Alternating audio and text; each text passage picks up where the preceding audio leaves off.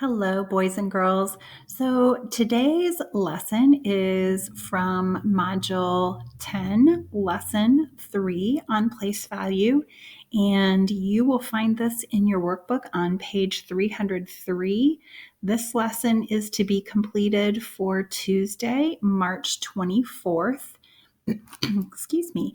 And we are practicing place value again today. So let's take a look at this lesson together.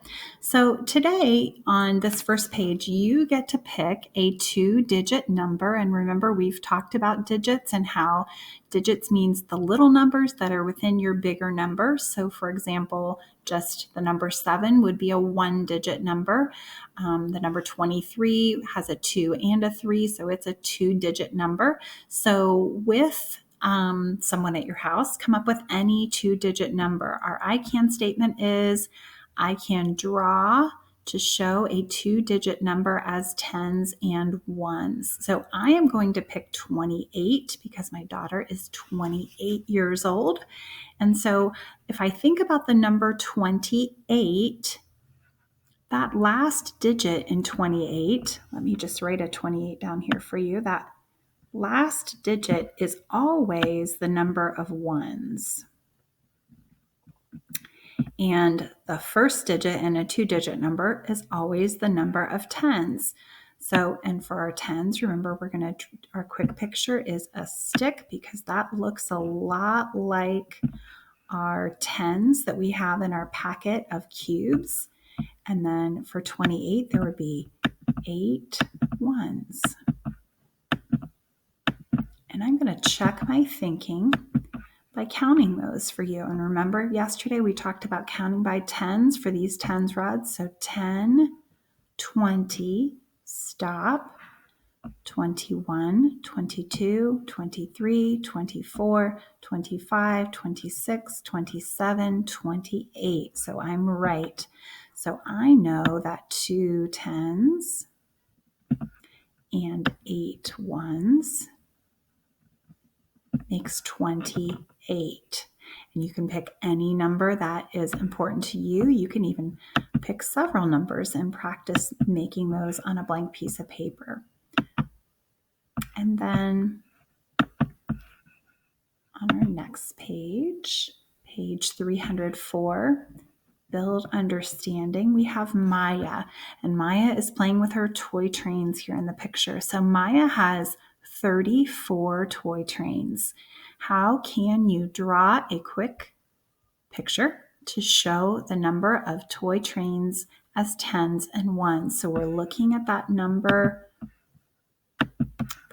34, and we're thinking about how that last digit always tells us the number of ones, and in a 2-digit number, the first digit tells me the number of tens. So I know that I need to draw 3 lines because my tens, remember, are sticks, and 4 ones.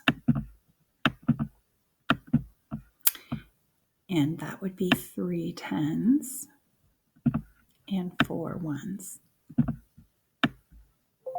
And I would love for you to make that also with your cubes to show yourself 3 tens and 4 ones makes 34. If we go on to Tim down here in number 2, Tim draws a quick picture to show a number. What is the number? So let's count how many tens Tim has. He has 1, 2, 3, 4, 5, 6, 7, 8. It's a little hard to count on my computer screen. I hope I'm right. He has 8 tens. And then I'm going to count his ones over here. And remember how I talked about the other day? I can almost tell this looks almost like a 10 frame with one piece missing. I can see there are 5 in this row plus 4 in that row. So I know there are 9 ones. You can count them one by one if you want to, if you don't trust me, but there are 9 ones. So I know that that makes 89. And it would be great for you to practice counting that with your parents. Count those tens first, and then say the word stop, and then add on those ones. If you are struggling with counting by tens, which we have not done a lot of in first grade, I know you did a little bit in kindergarten, but we would be doing some YouTube videos to practice counting by tens. So it would be a great idea for you to practice counting by tens. If you don't remember how to do that from kindergarten, there are lots of videos and songs. Mrs. Merrilees loves to learn things through songs. So lots of songs on YouTube about counting by tens. Our next page, our Step It Out page, we have some cats. Wow, a lot of cats. Fortunately, they are figures. They are not real cats because I think 23 cats would be too many for one place.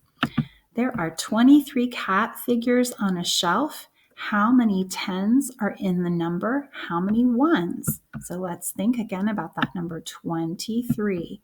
We know the 2 means that there are 2 tens. And it tells us in part A to draw our tens. Draw the ones. Well, we know in 23 that 3 means that we have 3 ones. And so 23 is the same as, or 23 is equal to 2 tens and 3 ones. How are 23 and 32 the same, and how are they different? Turn and talk with someone at your house. You can even pause the video and turn and tell someone how the numbers 23 and 32 are the same and how they are different. They are both 2-digit numbers, so I'm thinking about how they're the same, and they both have a 2 and a 3 in them, but they are definitely different because of place value. So you need to think about that and talk to someone about that.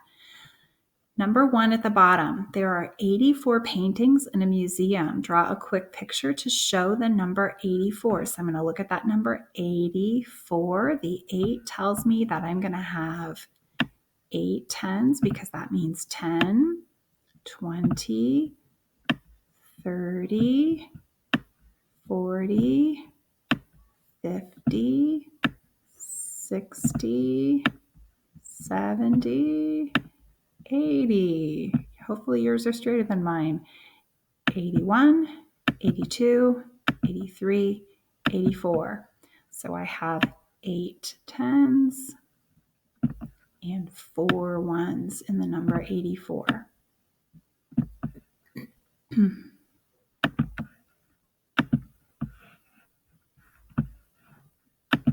always forget to get rid of my eraser and get the arrow to turn the page. Boy, I'm learning as many new things this week as you are, if not more. Here we go. For number 2, 53 giraffes. That's a lot. Eat tree leaves. Draw a quick picture to show the number of giraffes. So 53 would be 10, 20, 30, 40, 50, 51, 52, 53. And remember, you can always pause these videos as many times as you need to so that you can catch up with me, because I know, unfortunately, I'm going so fast. I'm spending 8 minutes or 10 minutes on a lesson that I would normally spend an hour on, boys and girls. Number 3, Kim draws a picture to show the stamps in her collection. What number does her picture show? Write how many tens and how many ones. Now, her picture doesn't show us sticks, does it? But she has them in rows. And if you count how many are in each row, let's count them. 1, 2, 3, 4, 5, 6, 7, 8, 9, 10. So she's got a 10 right here. You can even draw that right over top of her row if you want to. And she has a 10 here also. 2 rows of 10 plus, I'm seeing 7 extras over here. 2 rows of 10 and 7 extra ones that can't earn enough to make another 10 makes the number 27.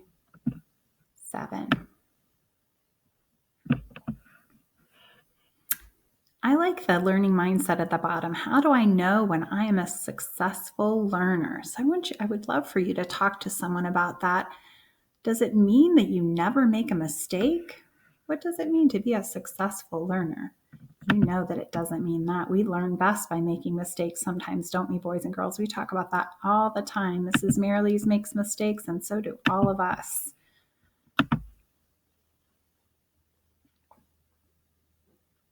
And that is it for today. I just realized that was our last page.